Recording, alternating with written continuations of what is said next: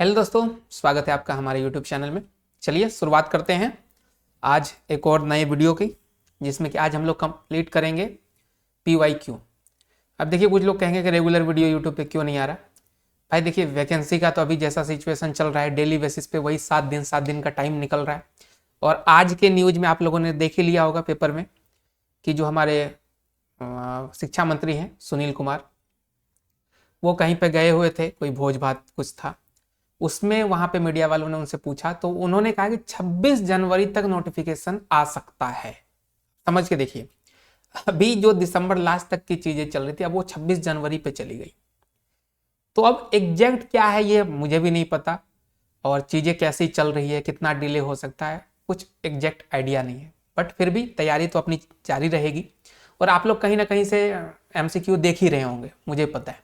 और जो लोग बैच लिए हैं वो पेड बैच में थ्योरी पढ़ रहे हैं। तो यहाँ पे जो हम लोग MCQ वाली चीजें करवाना चाह रहे थे, तो उसमें अभी थोड़े से लोग सुस्त हैं। सुस्त, एक तो वैकेंसी का अभी आता पता नहीं चल रहा है, दूसरी चीज AEDU में लोग थोड़ा सा स्टूडेंट बिजी हैं, क्योंकि देखिए ये भी बहुत अच्छी वैकेंसी है। तो यहाँ पे लोग अपनी तैयारी में लगे हुए, क्योंकि ये एग्जाम डेट आ गया है, तो लोग यहाँ पे लगे हुए हैं। इस कारण से थोड़ा सा अभी TRE पे लोग फोकस नहीं हो पा रहे सही तरीके से, इसलिए हम भी ज़्यादा वीडियो नहीं अपलोड कर रहे हैं। लेकिन जैसे ही लगेगा कि हाँ अब, तो फिर पूरी जोर शोर से चालू कर देंगे। और आपको भी पता है कि जोर शोर से चालू करेंगे तो स्टेट में अगर 15 दिन में हम पूरा 15 चैप्टर निपटा दिए थे, तो यहाँ पर भी चीज़ें बहुत अच्छे तरीके से होगी। तो उस चीज़ के लिए परेशान मत होइए। अभी जहाँ से वीडियो देख रहे हैं देखिए, नए नए क्वेश्चन आपको देखने को मिलेंगे। लोग मैराथन करा रहे हैं, कुछ भी करा रहे हैं, देखिए कंटेंट सब कहीं ना कहीं से कुछ ना कुछ देखते रहिए। बाकी जिनको थ्योरी पढ़ना है वो बैच में पढ़ ही रहे हैं, वहाँ पे चीज़ें चल ही रही है। बीच बीच में हम आपको MCQ कराते रहेंगे, मतलब PYQ। और जो प्रॉपर चलेगा सेट बाय सेट लाइव वाला क्लास, वो आपके दिसंबर लास्ट से चलेगा, यानी कि 22 तारीख मान लीजिए ना, अभी एक सप्ताह बाद 22 से हम लाइव क्लास की कोशिश कर रहे हैं। तब उसमें और जोर शोर से सारी चीज़ें करेंगे। अभी फिलहाल के लिए बीच बीच में वीडियो आता रहेगा, और जैसे ही कोई अपडेट आएगा, स्टेट का रिजल्ट भी पेंडिंग है अभी तक, तो उस कारण भी लोगों को मज़ा नहीं आ रहा है। भाई रिजल्ट कंफर्म हो जाए तो फिर आगे पढ़ेंगे, ये सारी चीज़ें हैं, है ना। तो चलिए शुरुआत करते हैं और कंप्लीट करते हैं आज कौन सा TRE 2 का 11-12 वाला जो पेपर है, उसमें डिजिटल इलेक्ट्रॉनिक्स का पूरा सारा क्वेश्चन, जो कि क्वेश्चन अगर देखा जाए तो 136 नंबर से स्टार्ट हुआ है। और पहला क्वेश्चन जो है, ये थोड़ा सा पेन को हम थोड़ा छोटा कर लेते हैं। हाँ, पहला क्वेश्चन जो है वो ये आप देख सकते हैं कि X567 जो कि एक ऑक्टल नंबर है, प्लस किया है 2YX5 जो कि ये भी ऑक्टल नंबर है, और दोनों को जोड़ के एक ऑक्टल नंबर बना, जिसमें कि कुछ जो आपको संख्या है वो गायब है। वो उसको क्या कर दिया, XY के फॉर्म में लिख दिया और बोला कि यही XY हमको ढूंढ के निकालिए आप। तो बोले कोई बात नहीं भाई, सिंपल सी बात है, निकालने में इतना जोड़ थोड़ी आएगा। अगर तीनों संख्या ऑक्टल ही है तो हमको सिंपल सा ऑक्टल का जोड़ कर देना है और देख लेंगे क्या रिजल्ट आ रहा है। तो उसको करते हैं एक बार अच्छे से, समझिएगा ध्यान से। रिजल्ट में हमको यहाँ पे x लेके आना है ना, इस x की वैल्यू हमको चाहिए यहाँ पे लास्ट वाला पे। अब इस x की वैल्यू कहां से आएगा, आप देख सकते हैं दोनों का लास्ट बिट हम पकड़ेंगे, यहाँ 7 है यहाँ 5 है, इन्हीं दोनों को जोड़ के हमारा ये x का वैल्यू आएगा। तो आप कहिएगा 7 और 5 को जोड़ दीजिए, हम भी बोलेंगे ठीक है भैया जोड़ते हैं, 7 और 5। अब ध्यान दीजिएगा, ये होता है अपना 12। क्या x की वैल्यू 12 हो जाएगी? कुछ लोग जो थोड़े नए हैं उनको हो सकता है डाउट हो कि हाँ 12 हो सकता है। नहीं भाई, 12 नहीं होगा। क्यों? क्योंकि यहाँ पे ऑक्टल नंबर है, को ध्यान रखना पड़ेगा। एक चीज और हम लिख देते हैं यहाँ पे, थोड़ा इसको लेके यहाँ पे पहले मिटा देते हैं, जैसे चीजें क्लियर हो जाए, है ना। ये भी मिट जाए, अरे रुक जा भाई, ठीक है।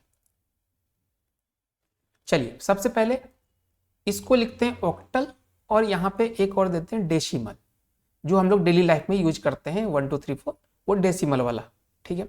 अब ध्यान देने वाली बात है, अगर हम डेसिमल में 7 लिखते हैं तो ऑक्टल में भी वो 7 ही होता है। ऑक्टल का मतलब क्या हो गया, 0 से लेकर 7 तक की संख्या वो अपने अंदर रखता है, ठीक है। इसके अलावा कोई संख्या उसके अंदर नहीं आता है। तो अगर हम डेसिमल में 7 लिखते हैं तो ऑक्टल में भी 7 ही होता है, और डेसिमल में अगर हम 5 लिखते हैं तो ऑक्टल में भी 5 ही होता है। लेकिन यहाँ पे संख्या अगर हम 8 लिख दें तो वो ऑक्टल में 8 नहीं होता है, ये आपको याद रखना पड़ेगा। उसको हमको कन्वर्ट करना पड़ता है ऑक्टल के लिए। ऑक्टल में क्योंकि 0 से 7 तक की ही संख्या एग्जिस्ट करती है। अब यहाँ पे दिक्कत क्या हो गया कि हमारा डेसिमल नंबर ये आया है, ये जो आपका 12 है, ये नॉर्मल जो जोड़ आप किए हैं ये आपने डेसिमल का जोड़ कर दिया और 12 आ गया। अब हमको इसको क्या बनाना है, हमको इसको ऑक्टल बनाना है, तब हमको एग्जैक्ट जो आपका ये x है इसकी वैल्यू निकल के आएगी। तो इसको ऑक्टल कैसे बनाएंगे, किसी भी डेसिमल नंबर को ऑक्टल बनाने के लिए सबसे सिंपल है इसको भाग दीजिए।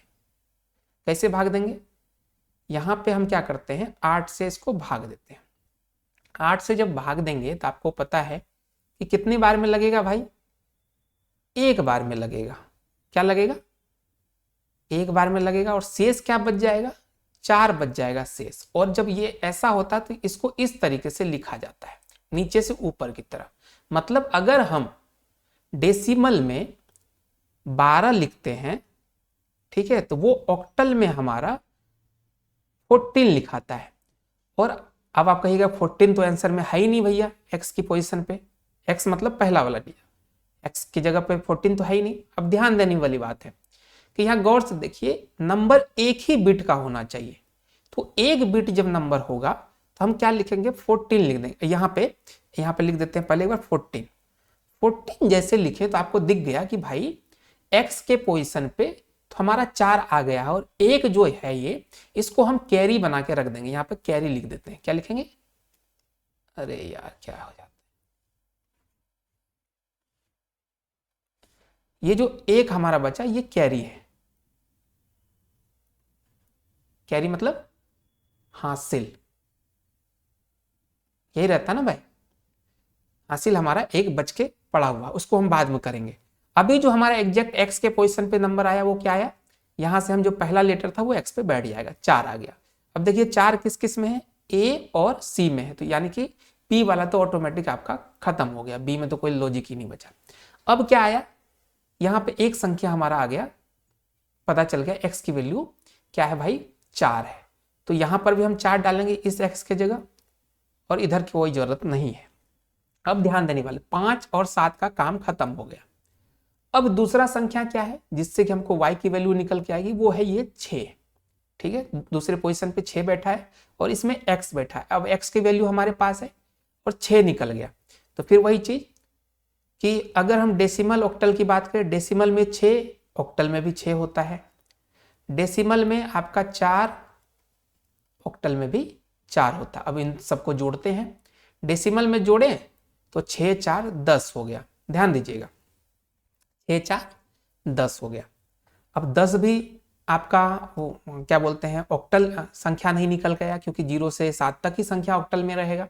तो इसको फिर से हम कन्वर्ट करेंगे किसमें, ऑक्टल में। कैसे करेंगे, फिर वही कहानी, 8 को कितने बार में भागा लगेगा, एक बार में, और यहाँ क्या बचेगा 2। ठीक है, अब आप कहिएगा कि यहाँ पे y की जगह आप क्या कर दीजिए, सर 12 स्टोर कर दीजिए। लेकिन 12 जो हम y के जगह रखेंगे तो डायरेक्टली कैसे रखें, क्योंकि पहले से आपके पास एक कैरी यहां से बचा हुआ है, 14 का बचा हुआ है ना, तो उसको भी तो आपको जोड़ना पड़ेगा कि नहीं जोड़िएगा। तो नॉर्मल से क्या होगा, इस y के जगह हमारा क्या उतरना चाहिए था, ऐसे 12 लिखना चाहिए था। ठीक है, यानी कि 2 जो है वो y की जगह रहेगा और एक की जगह पहुंच जाएगा। लेकिन y जो है एक को पहले से अपने अंदर समा के रखा हुआ है। ठीक है, तो हम क्या करेंगे, इस 2 में एक और जोड़ देंगे, तो ये हो जाएगा हमारा 3। अब देखिए 4 और 3 कहां दिख रहा है, तो यहां दिख रहा है। एक तो इस तरीके से आप चीजें कर सकते हैं, लेकिन अभी जो ये कैरी वाला सीन आया इसको हमको सुधारना पड़ेगा। कैसे सुधारेंगे वो ध्यान दीजिए, गौर से देखिएगा। ये थोड़ा सा ना पंगा कर रहा है, इसको देखना पड़ेगा हमको सही से। थोड़ा सा ना इसको छोटा कर देते हैं, क्या बोलते हैं आप लोग, अब नहीं हिलेगा ये। ठीक है, अब क्या करते हैं, इसको यहां से मिटा देते हैं। अब कैरी एक बचा हुआ, अब चलते हैं काम पे। देखिए अब जब अभी तो हम क्या किए, बाद में 2 के साथ जोड़े, लेकिन ऐसा भी हो सकता है कि कोई यहाँ पे 17 दिख जाए हमको, ठीक है, और 17 में एक 17 आ गया, 7 यहाँ लिख दिया, फिर एक जोड़ेंगे फिर 8 हो जाएगा, फिर से कन्वर्ट करना पड़ेगा। उससे अच्छा है कि हम शुरू में ही क्यों ना जोड़ लें। तो शुरू में कैसे जोड़ेंगे, अब देखिए 6 इधर से आया इस वाले से, 4 यहाँ पे ऑलरेडी था, 4 दे दिए। अब जो एक कैरी था ना, इस कैरी को भी एक साथ ही जोड़ दीजिए, ठीक है। तो ये जब जुड़ेगा 6 4 10 और 11, इस 11 को हम कन्वर्ट कर लेते हैं। इस 11 को जब आप ऑक्टल में कन्वर्ट कीजिएगा तो 8 एक बार में भागा लगेगा और यहाँ पे 3 बचेगा। यानी अगर ऑक्टल में हमको डेसिमल 11 को ऑक्टल में दिखाना हो तो हम क्या लिखेंगे, 13 लिखेंगे। 13 में 3 जो है वहां पे y की जगह आएगा और 1 यहाँ पे आ जाएगा। अब ध्यान दीजिएगा, तो हमारा संख्या क्या निकल के आया, 3 यहाँ आया, y की जगह 3, और 3 यहाँ देखिए 4 के साथ 3 अवेलेबल है।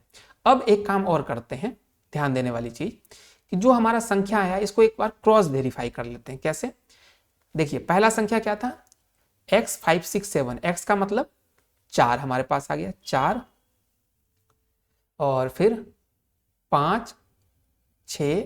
इतना आसानी से, इतना धैर्य से क्यों समझा रहे हैं, क्योंकि चीजें समझानी है आपको, नहीं तो हम फटाफट करके निकल जाते हैं। दूसरा संख्या क्या है, 2yx5। अब 2 यहां लिख देंगे, y की जगह हमने निकाल दिया कि भाई 3 निकला है, x की जगह 4 निकला है, और अपना है 5।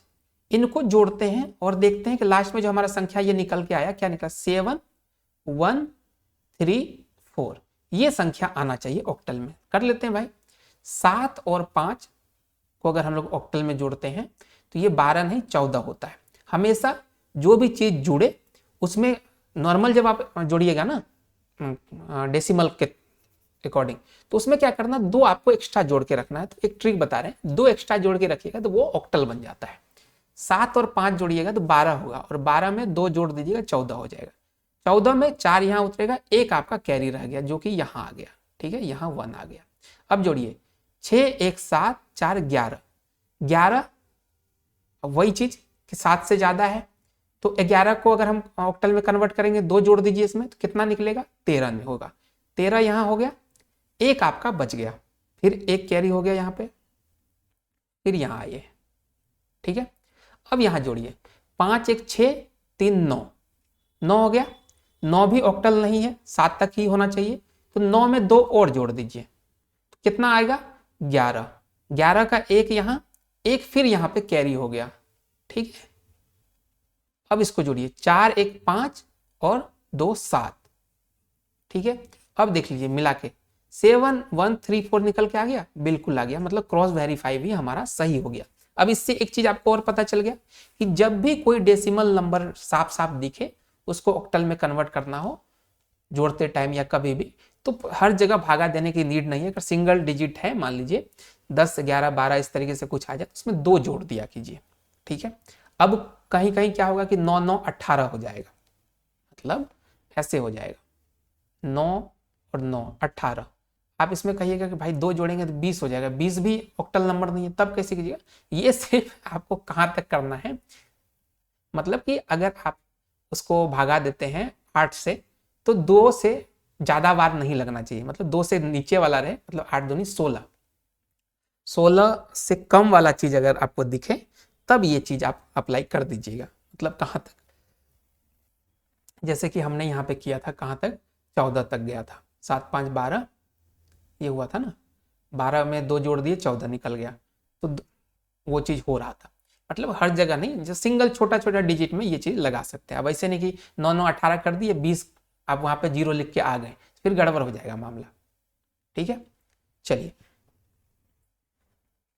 और एक चीज ये भी कर सकते हैं कि वो चीज तभी लागू कीजिएगा जब ये ऊपर वाला संख्या आपको दिख जाए कि 7 से छोटा वाला है, ठीक है ना, तब ये चीज कीजिएगा तो ज्यादा सही रहेगा, ठीक है। चलिए, ये क्वेश्चन कंप्लीट हुआ। अब हम लोग क्या करते हैं, अगले क्वेश्चन पे चलते हैं। इसमें कोई डाउट नहीं है आप लोगों को। चलिए, अब अगला क्वेश्चन क्या है हमारे पास, अच्छा ये पहला क्वेश्चन था ना। चलिए अब चलते हैं हम लोग, the range of the number that can be represented in 8 bit using 2's complement representation. इसका हम ऐसे स्टैटिक आपको बता देते हैं, इसका जो आंसर होगा आपका वो 128 -128 से +127 तक ये रेंज होता है। किसका? टूज कॉम्प्लीमेंट में 8 बिट को यूज करके टूज कॉम्प्लीमेंट रिप्रेजेंटेशन में रेंज जो होता है नंबर का वो -128 से +127 तक होता है। ये आपका आंसर है। अब एक चीज और है, एक हम अभी स्टूडेंट को नोट्स दे रहे हैं उसमें ये भी चीज मेंशन कर रखा है हमने। ये देखिए इस तरीके के नोट्स हैं, ठीक है, पेड क्लास में जो नोट्स मिला है उसमें यहाँ पे देखिए हम लिख भी रखे हैं। ये यहाँ देख लीजिए पूरा डिटेल में क्या, टूज कॉम्प्लीमेंट 8 बिट का रेंज -128 से +127 तक। एक जगह और लिखे होंगे, यहाँ देखिए साइन मैग्नीट्यूड कितना होता है -127 से +127 तक। फर्स्ट कॉम्प्लीमेंट भी इसी रेंज में होता है। तो ये चीज हम पूरा नोट्स बना के दे रहे हैं। अभी एक क्वेश्चन और था जो कि इसी नोट्स से है, आप देख लीजिए कहाँ गया भाई। ये पूरा नोट्स है, हर सब्जेक्ट का नोट्स मिल रहा है, प्रिंटेबल नोट्स मिल रहा है लोगों को, ठीक है। चलिए अभी आपको दिखाते हैं एक क्वेश्चन और, इसके बाद तब और अच्छे से समझ। अरे गुरुजी, ठीक है। अब एक क्वेश्चन आया यहाँ पे, ये वाला बोला कि ये आपका है क्या, ऑक्टल नंबर दिख रहा है, इसको हमने कन्वर्ट कर दिया इस मतलब कि हेक्साडेसिमल में। तो आप बताइए कि ये जो ऑक्टल था इसमें x और y का वैल्यू क्या होगा जो ये हेक्साडेसिमल आपका बनेगा। तो हमको क्या करना है, कुछ नहीं करना, हम इस नंबर को देखेंगे ही नहीं, हम उल्टा खोपड़ी लगाएंगे। कैसे लगाएंगे, आप गौर से देखिए, ये जो नंबर है ये हेक्साडेसिमल में ऑलरेडी लिखा हुआ है। अब आपको पता है कि हेक्साडेसिमल से ऑक्टल में जाना सबसे इजी काम है। यहाँ पे कोई डेसिमल कन्वर्जन कुछ नहीं करना, सिर्फ बाइनरी में कन्वर्ट कर दीजिए और पलट दीजिए। कैसे, अभी दिखाते हैं। यहाँ जितने भी नंबर है ना उसको सिंगल सिंगल लिख लीजिए। 1 है, 2 है, C है और 9 है। डन है। और आपको पता है C किसको बोलते हैं, बताइए। अगर आप हेक्साडेसिमल पढ़े होंगे तो 0 से 9 तक की संख्या रहती है, फिर A B C D E और F, इतने संख्या हैं। इसको बोलते हैं 10, 11, 12, 13, 14 और 15, ये वैल्यू होता है। तो C का वैल्यू क्या होता है हमारा, C होता है 12 अपना, ठीक है। तो यहाँ पे हम क्या लिख देंगे, 12 लिख दिए। डन है।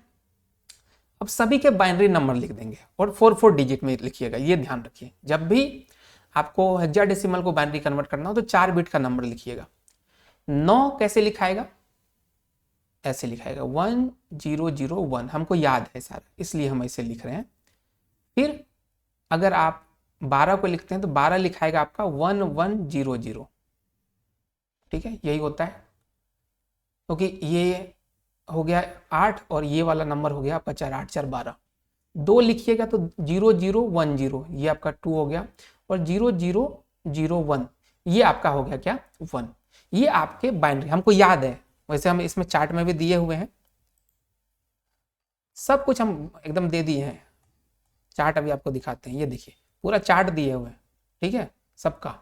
अभी देखिए ना, C आपका 12 1100, ठीक है, 9 का 1001, सब दिए हुए हैं नोट्स में, पूरा एकदम प्रॉपर है, ठीक है। तो ऐसे लिख दिए। अब इन संख्या को क्या करना है, अभी तो हम हेक्साडेसिमल का लिखे, अब कुछ नहीं करना आपको, 3 का पेयर बना लीजिए। एक पेयर, पेन दूसरा ले लें जिससे कि अच्छे से समझ आएगा आपको। यहाँ देखिए ये पहला पेयर है 3 नंबर का, फिर 1 डिजिट यहाँ है और यहाँ से 2 डिजिट ले लिए, फिर इससे 1 और यहाँ से 2, 3 का पेयर बनाना है। फिर यहाँ से 1 3 और एक यहाँ से, ये 0 है तो इसको छोड़ दीजिए, कोई दिक्कत नहीं है। अब ये जैसे आपको दिखा तो ये जो पेयर बना इसको आप लिख दीजिए, इसका जो डेसिमल नंबर होता है वो लिख दीजिए। अब 001 को क्या लिखेंगे, 1 ही लिखेंगे भाई। फिर हो गया 001, 1 ही लिखेंगे। 011 ये क्या होता है, 3 होता है, ठीक है।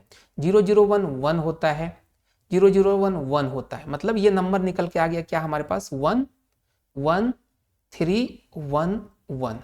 अब गौर से देखिए, पहला 2 संख्या 1 है, बहुत बढ़िया। x के जगह क्या आया, 3 आया, लिख दिया भैया 3। फिर उसके बाद 1 है और y के जगह भी 1 है, तो हमारा आंसर क्या होना चाहिए, 3 और 1 होना चाहिए। x के जगह 3 और y के जगह 1, देखिए C के पास आ गया, C ही इसका आंसर होगा। ये सारा आंसर मिलाया हुआ आपका ऑफिशियल आंसर की से, जो कि अपनी वेबसाइट पे और अपने ऐप में है, जो कि आपको डिस्क्रिप्शन में लिंक मिल जाएगा, वहां से भी चीजें कर सकते हैं। आंसर की ऑफिशियल क्वेश्चन पेपर सब अपलोडेड है। तो 138 आपका निकल के आ गया कंप्लीट। फिर बोला 139 नंबर पे चलते हैं, ठीक है। और जिनको बैच लेना है 399 में बैच अवेलेबल है, 499 शो करेगा, ठीक है। उसमें आपको एक कोड लगा देना TRE4, सब एक लाइन से ही है, कोई स्पेस नहीं है, ये लगा दीजिएगा, वो आपका 100 रुपीज माइनस हो जाएगा, ले सकते हैं बैच, ठीक है।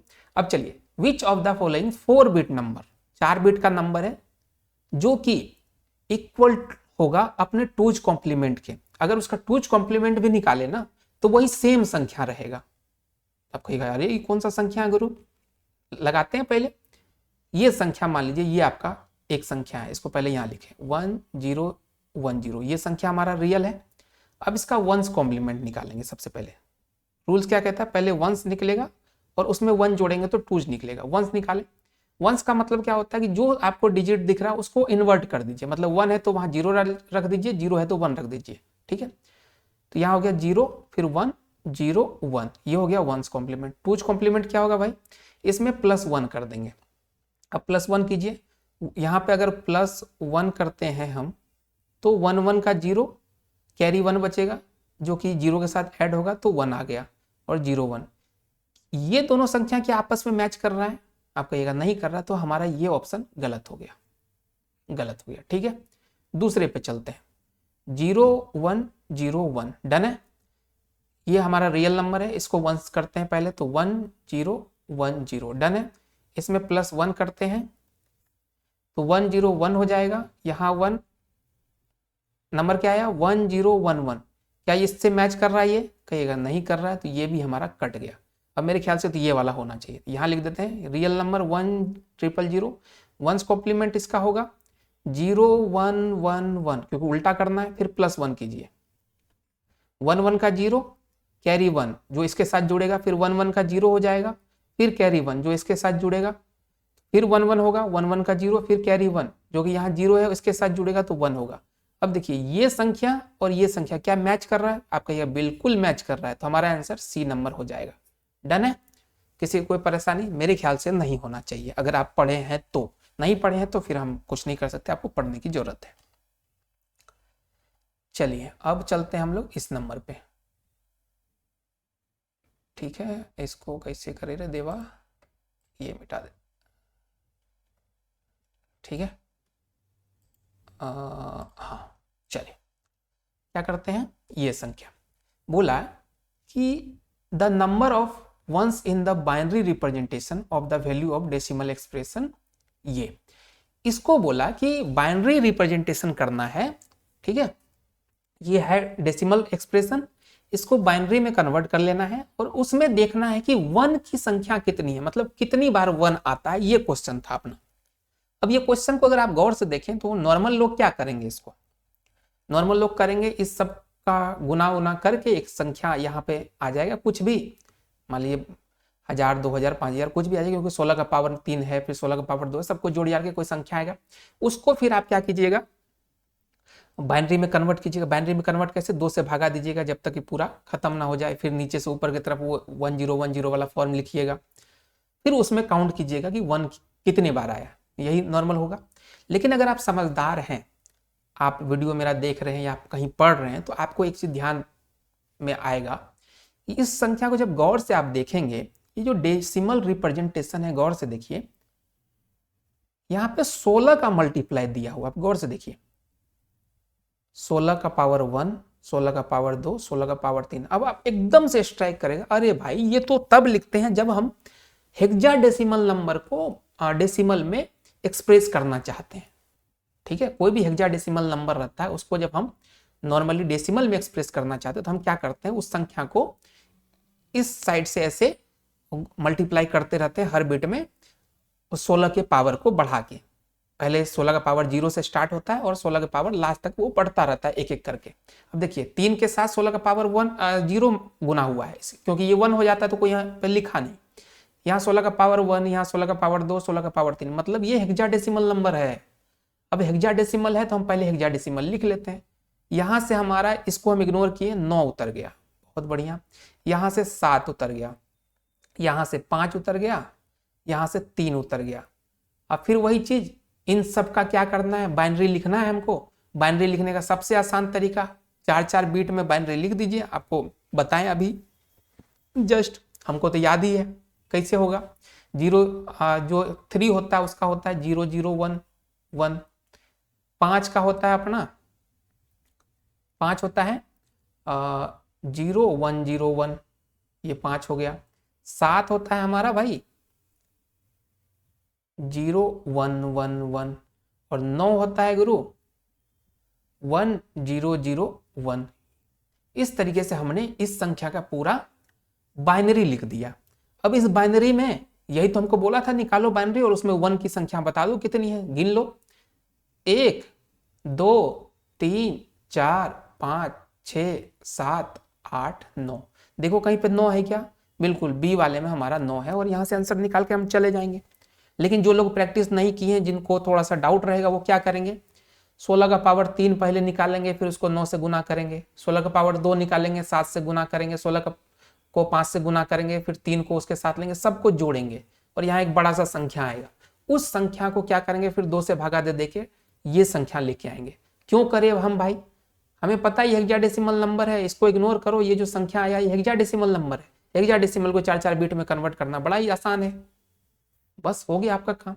तो इस तरीके से थोड़ा सा दिमाग लगा के चीजें हो सकती है, लेकिन इसके लिए आपको चाहिए कि रेगुलर बेसिस पे प्रैक्टिस करोगे तब समझ में आएगा चीजें। अगर आप पढ़ते रहोगे तब चीजें होगी, ठीक है। चलिए ये क्वेश्चन देखिए, ये क्वेश्चन एज इट इज आपके एक नॉर्मल से फॉर्मूला, इसको बोलते हैं फॉर्मूला, क्या एक रूल है बुलियन अलजेब्रा का, उसका रूल है। ये कैसे रूल है आप गौर से देखिए, हम अपने उसमें भी बताए हुए हैं। कहाँ गया भाई, निकल जा गुरु। एक रूल है, ये रूल को आप गौर से देखिए। ये होता है कंपनसेशन थ्योरम का रूल में आता है ये, ठीक है। यहाँ गौर से देखिए, कोई एक टर्म यहां से एलिमिनेट हो जाता है ऑटोमेटिक, ठीक है। a plus A bar b जो होता है वो a प्लस बी लिखाता है। कैसे लिखाता है, इसको यहाँ पे सॉल्व भी किया, बट वहां पे हम सॉल्व करके आपको दिखा देते हैं, ठीक है। ये कंपनसेशन रूल में आता है। जैसे x plus x bar Y है, ठीक है। अगर डिस्ट्रीब्यूटिव लॉ से इसको देखा जाए, डिस्ट्रीब्यूटिव लॉ अगर लगाते हैं तो ये क्या लिख सकते हैं इसको, x प्लस एक्स बार ये लिख सकते हैं, गुना में x प्लस वाई ये लिख सकते हैं। कोई दिक्कत है, डिस्ट्रीब्यूटिव लॉ से ये हुआ। अब साफ साफ यहां दिख रहा है आपको कि x प्लस एक्स बार होता है हमारा 1, और 1 को किसी चीज के साथ गुना कीजिएगा तो कोई इफेक्ट नहीं पड़ता है, ठीक है। इसको बोलते हैं आइडेंटिटी लॉ। ये लॉ भी लिखा हुआ यहाँ पे, कहाँ लिखा हुआ देखिए, ये देखिए 1 को किसी चीज के साथ गुना कीजिएगा तो वही, मतलब a को किसी चीज के साथ गुना कीजिएगा या कोई भी टर्म को 1 से गुना कीजिएगा, है ना, तो वो एक वही टर्म रहता है, ठीक है। मतलब किसी भी चीज को अगर आप 1 से गुना करते हैं तो वो एक कोई भी इफेक्ट उस पर नहीं डालता, आइडेंटिटी लॉ इसको बोलते हैं। और किसी भी चीज में अगर आप 0 जोड़ते हैं तो वो भी कोई इफेक्ट नहीं पड़ता। ये दोनों आइडेंटिटी लॉ में आते हैं। ये चीज किस लॉ से आ गया, आइडेंटिटी लॉ से आपका हो गया कि ये x प्लस वाई ही रहेगा। तो x प्लस वाई कहाँ दिख रहा है, 141 का ए नंबर में आपको दिख रहा है, मार के निकल जाइए। लेकिन अगर आपने पहले से वो फॉर्मूला देखा होगा तो आप चुटकियों में देख के ही बता सकते थे, ये आपको करने की नीड नहीं थी, ठीक है। अब चलिए ये क्वेश्चन करते हैं, एक बार इसको रिफ्रेश कर लेते हैं, ज्यादा अच्छा रहेगा, ठीक है। ये वाला क्वेश्चन बुलियन एक्सप्रेशन आपको दिया हुआ है और इसको बोला कि इसको सॉल्व कीजिए और बताइए कि इसमें से कौन सा ऐसा बुलियन वेरिएबल है, यानी ए बी बार या सी में से कौन ऐसा है जिसको कि अगर आप मतलब इंडिपेंडेंट है, उसको आप कोई भी वैल्यू उसका आ जाए, इस इक्वेशन पे, इसके रिजल्ट पे कोई फर्क नहीं पड़ेगा, इंडिपेंडेंट है वो। कैसे इंडिपेंडेंट है अभी देख लेते हैं। इसको हम सॉर्ट आउट करते हैं। कैसे सॉर्ट आउट करेंगे, साफ साफ यहां लिखते हैं, पेन लेने दो भाई, a b plus A B bar plus A bar C plus a c, done है।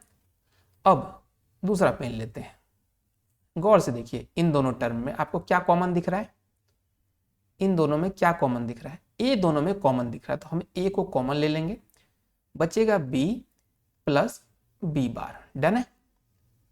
अब इन दोनों में देखिए गौर से, इन दोनों में आपको c कॉमन दिखेगा, तो हम क्या करते हैं यहाँ पे प्लस c लिख देते हैं फिर क्या बचेगा इसमें ए बार और यहां से ए। कोई दिक्कत है? आप कहिएगा नहीं है दिक्कत। अब कोई रूल लगाना है हमको। ए, अब देखिए गौर से, बी प्लस बी बार क्या होता है? आप कहिएगा बी प्लस बी बार जो है ना 1 हो जाता है।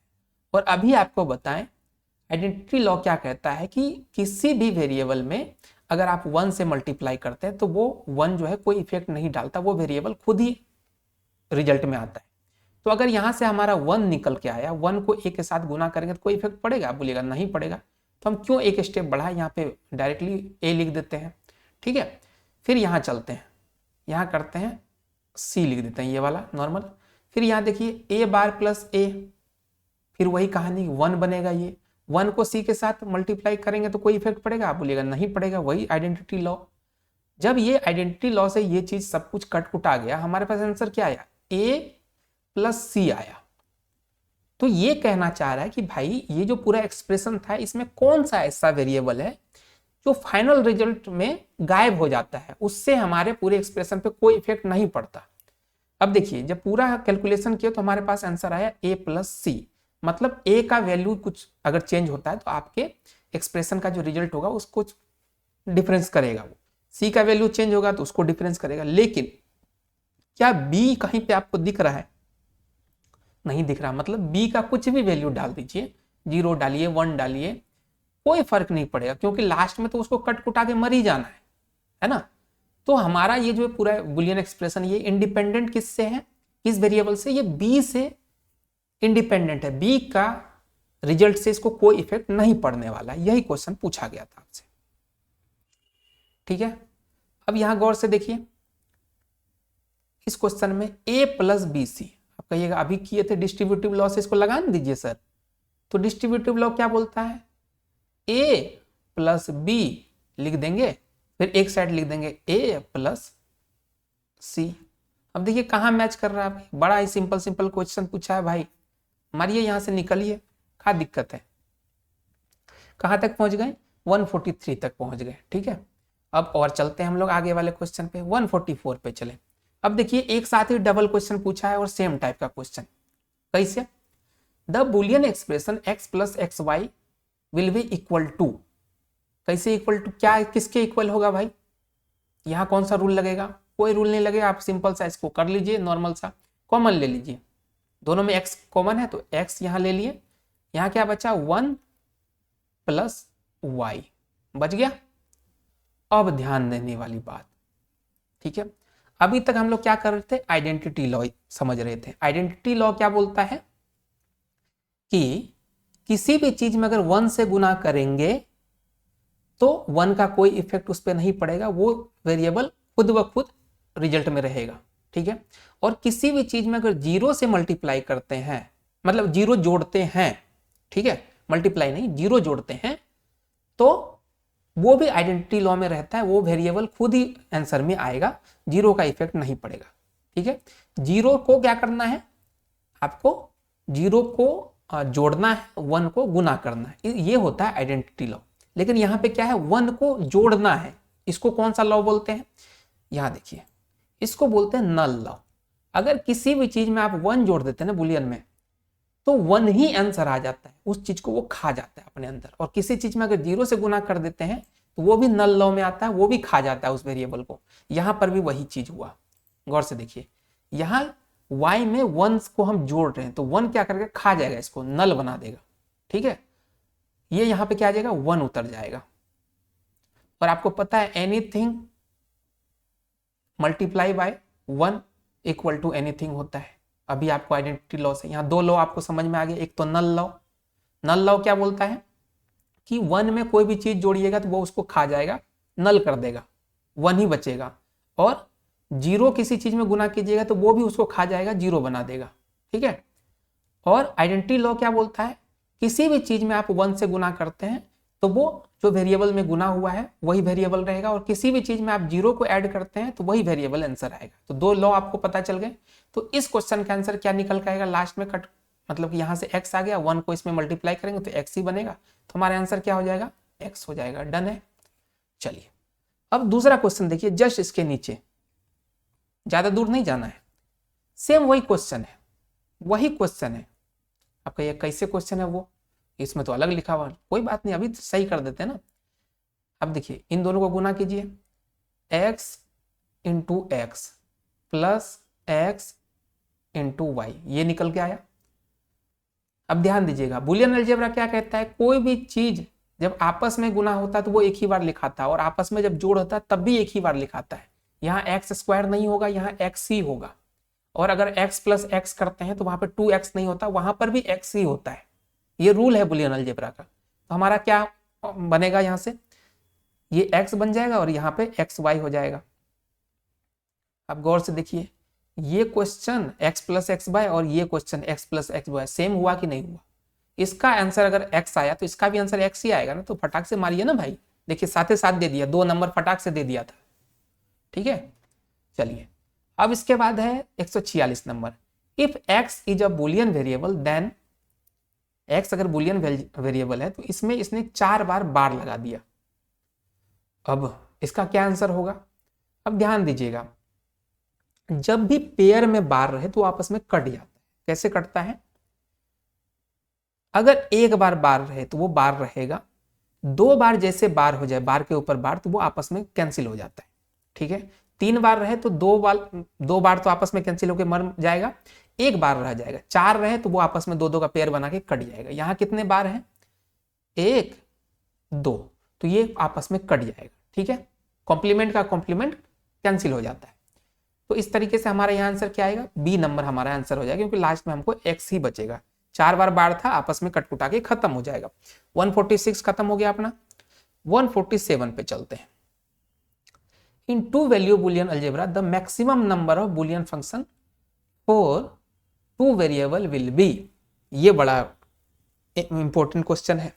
कैसे इंपॉर्टेंट है समझिएगा। नॉर्मल हम लोग क्या करते हैं कि 2 वैल्यू का बुलियन अलजेब्रा है। ठीक है, 2 वैल्यू है, मान लीजिए ए और बी।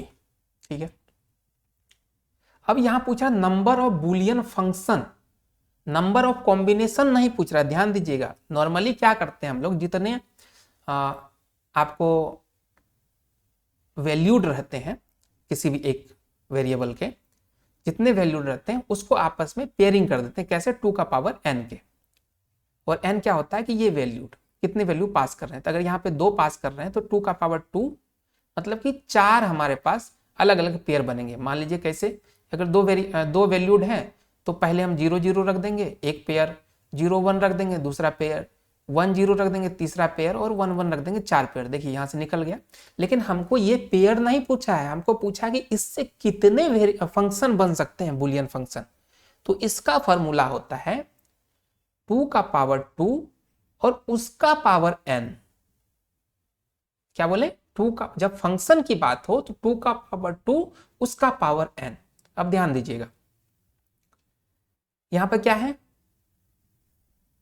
n मतलब वही 2 वैल्यूड फंक्शन। तो अब गौर से देखिएगा, 2 का पावर 2 उसका पावर 2, तो पावर ऊपर से नीचे की तरफ आता है, तो 2 का पावर हो जाएगा हमारा, ये आपस में गुना होगा तो 2 का पावर 4 हो जाएगा। 2 का पावर 4 मतलब 2 गुना 2 गुना 2 गुना 2, 2 दूनी 4, 4 दूनी 8, 8 दूनी 16। तो हमारा सी आंसर यहां से निकल गया। आप कहिएगा ये कैसे आप बनाए, ये भी हम नोट्स में मेंशन कर रखे हैं, आज सारा नोट्स पे दिखा देंगे। तो कहाँ गया रे भाई, बुलियन फंक्शन ऊपर चला गया क्या, एक फंक्शन वाला कैनोनिकल लॉजिक फॉर्म नहीं है, ये देखिए यहाँ हम लिख दिए हैं। गौर से देखिए, with n Boolean variable how many different Boolean function are possible. जब फंक्शन की बात करें तो n वेरिएबल, तो उसमें ट्रूथ टेबल में 2 का पावर n रो होगी। ठीक है, क्योंकि हर वेरिएबल के 2 वैल्यू होते हैं, 0 और 1। ठीक है, और पॉसिबल बुलियन फंक्शन कैसे निकालेंगे, 2 का पावर 2 का पावर n। इस तरीके से आप यहां से निकाल सकते हैं। ये चीज हम इसमें मेंशन कर दी है। अब नोट्स नहीं दिखाएंगे, बस यहीं तक नोट्स की कहानी थी, आप लोगों को बता दिया। ठीक है, चलिए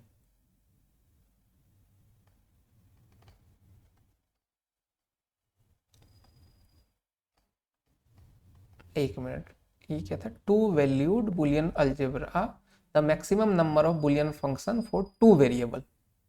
अच्छा 2 वेरिएबल है, ठीक है, और टू वैल्यूड है उसका। हाँ ठीक है, ये n का मतलब कि टू वेरिएबल होता है, टू वैल्यूड मत लीजिएगा, जितने वेरिएबल रहेंगे ना आपका वो ले लीजिएगा। तो यहाँ पर दो वेरिएबल था तो वो n, यहाँ पर भी वही चीज़ होता है कि मान लीजिए a और b दो है, हम बोलने में थोड़ा सा वो हो गए, मिस हो गए, a और b दो आपका वेरिएबल है तो वही रहेगा, एक को एक बार जीरो रख देंगे, b को एक बार जीरो रख देंगे, फिर इस तरीके से चीज़ें यहाँ पे हो जाएगी। ये फार्मूला हम लिखा दिए वहाँ, ठीक है। चलिए अब फिर है 148 नंबर, इसको सॉल्व करें क्या, 148 नंबर, चलिए करते हैं इसको हम। ये 148 को ना सबसे लास्ट में करेंगे क्योंकि इसके लिए स्पेस चाहिए, यहाँ नीचे में कर लेंगे। अभी 149 पहले देख लेते हैं। 149, which of the following logic gate is called universal gate. Universal gate कौन सा होता है, नॉर गेट होता है और नैंड गेट होता है, ध्यान दीजिएगा। अब यहाँ पे कौन कौन सा ये आप देख लीजिए, नैंड गेट है तो हम मार देंगे, अगर नॉर भी होता तो हम मोर देन 1 में मारते, ठीक है ना। तो यहाँ पे हमारा सी नंबर 149 का सी नंबर हमारा सही हो जाएगा, डन है। एक बार हम क्रॉस वेरीफाई कर लेते हैं, 149 का सी नंबर बहुत बढ़िया है। 150, the minimum number of NAND gate required to implement X square Y X bar Y plus x Y bar. सबसे पहले तो ये आपको समझना होगा ये भाई किसका है फॉर्मूला, ये आपका जॉर गेट का फॉर्मूला है। चलो एक बार फिर से दिखाई देते हैं, जॉर चलते हैं जॉर के पास। कहाँ है जॉर, चचा निकलो, भैया सबको दिखाना है, ठीक है। जॉर गेट, ये हमारा जॉर गेट है। अब देखिए ए बार बी प्लस ए इंटू बी बार, यही यहाँ पे लिखा हुआ है, गौर से देखिए ये लिखा हुआ है, इसका मतलब ये जॉर गेट है। अब एक चीज और, हम पूरा स्टूडेंट सबको ना ये चार्ट दे दिए हैं कि भाई कौन सा गेट कितने नैंड गेट से बन सकता है, कितने नॉर गेट से बन सकता है। अब साफ साफ और डायग्राम से हम समझाए भी हैं चीजों को। अब गौर से देखिए क्या बोला है, नैंड गेट से हमको बनाना है जॉर गेट। पहले तो ये आपको याद समझ में आना चाहिए कि ये गेट कौन सा है, नहीं तो यहाँ कंफ्यूज आ जाइएगा। तो आपको एकदम स्ट्राइक करेगा जॉर गेट है। और यहाँ से चार्ट में मेरा देख लीजिए, जॉर गेट बनाने के लिए कितने नैंड गेट की जरूरत होती है, एक जॉर यहाँ पे 4 की जरूरत होती है। कहाँ है भाई, ये वाला, यहाँ देखिए हम करके भी बताए हुए हैं, 1 2 3 4, 4 लगता है इसमें, ठीक है। इसको अब यहाँ पे आंसर में भी 4 ही मेरे ख्याल से होगा, ये हमारा आंसर बी नंबर सही हो जाएगा, ठीक है। अब चलिए हम चलते हैं कौन से क्वेश्चन पे जो अभी वेट कर रहे थे आपका, ये वाला क्वेश्चन दिख रहा होगा। इस क्वेश्चन को सॉल्व करते हैं। तो क्वेश्चन क्या है, A bar C plus A bar B plus A B bar C plus B C. अब यहां दिक्कत क्या है, गौर से देखिएगा। दिक्कत ये है कि इन दोनों का देखिए दो दो टर्म है, यहाँ पे 3 है, इसमें नहीं है कुछ, तो थोड़ा सा इसको कितना भी काट छांट कीजिएगा ना तो थोड़ा दिक्कत करेगा। तो जब ऐसा कुछ आपको दिखे ना पेयर नहीं बन रहा, तो किसी भी एक टर्म को थोड़ा सा बढ़ा दीजिए। बढ़ाइएगा कैसे, सिंपल सा मैथ वाला चीज, कुछ ऐसा चीज से गुना कर दीजिए इसको जिससे कि कोई इफेक्ट ना पड़े। जैसे हम कर देते हैं ए प्लस ए बार से, इसमें ए की कमी है तो ए प्लस ए बार कर देते हैं। ए प्लस ए बार क्या होता है, यहाँ पे लिख भी देते हैं, ए प्लस ए बार होता है हमारा 1, यही होता है। और 1 को किसी भी चीज में गुना करते तो कोई इफेक्ट नहीं पड़ता, आइडेंटिकल लॉ, आइडेंटिटी लॉ अभी आपको बताएं, गुना करने से कोई इफेक्ट नहीं पड़ता है, जोड़ कर देंगे तो खतरा हो जाएगा। तो यहां से गुना निकल के आ रहा है, इसका वैल्यू 1 होता है। अब इसको तोड़ते हैं, यहां से ए बार सी प्लस ए बार बी प्लस, रुकिए यार पेन को थोड़ा ना पतला कर दे तो ज्यादा अच्छा रहेगा, A B bar C plus, अब गौर से ए बी सी इससे गुना हो गया, फिर क्या निकल के आएगा, ए बार बी सी, डन है, कोई इफेक्ट नहीं पड़ेगा। अब चलिए आगे बढ़ते हैं, ठीक है। अब देखिए कहीं पे कॉमन वॉमन कुछ दिख रहा है क्या, गौर से देखिए। इसमें देखिए ए सी कॉमन है, ठीक है, इसमें भी ए सी कॉमन है, क्या है, ए सी कॉमन है। तो यहां से हम निकालते हैं एक बार, क्या निकल के आया, ए सी कॉमन आया और बी बार प्लस बी हो जाएगा। अब ये खत्म, ठीक है। तो इस टर्म से हमारा क्या निकल के आएगा, यहां लिखते हैं ए बार सी प्लस ए बार बी प्लस इन दोनों टर्म से हमारा निकल के आ गया ए सी, और लास्ट में है ए बार बी सी। ठीक है, कोई दिक्कत? अब गौर से देखिए, अब कहाँ कहाँ चीजें कर सकते हैं हम लोग। एक मिनट, अब कहाँ कहाँ कर सकते हैं और गौर से देखिए इसको। चलिए अब क्या करते हैं, यहाँ गौर से देखिए, इसमें और इसमें ना सी कॉमन है, कोई बात नहीं, सी ले लिए यहाँ से, यहाँ बच गया ए बार और यहाँ बच गया ए। ठीक है, या इधर साइड में क्या बचा, ए बार बी और ए बार बी सी। कोई दिक्कत है? आप कहिए कोई दिक्कत नहीं। तो यहाँ से ये भी कैंसिल हो गया, बच गया क्या हमारे पास, सी प्लस ये।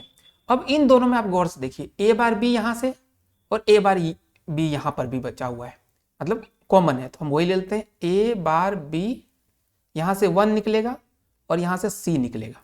डन है। अभी आपको बताए थे null law, 1 plus anything equal to 1, तो मतलब हमारा ये वाला चीज कैंसिल।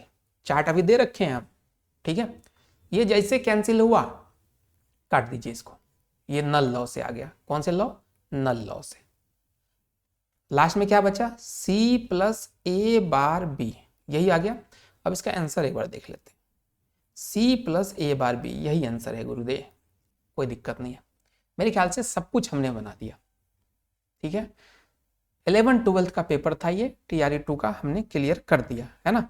अब एक बार नेक्स्ट क्लास में फिर देखते हैं, अगला क्वेश्चन TRE 3 का सॉल्व करेंगे। ठीक है, मिलते हैं अगले वीडियो में। जिनको भी बैच लेना हो 399 में ले सकते हैं, TRE 4 आप कूपन कोड लगा दीजिएगा। बाकी मिलते हैं अगले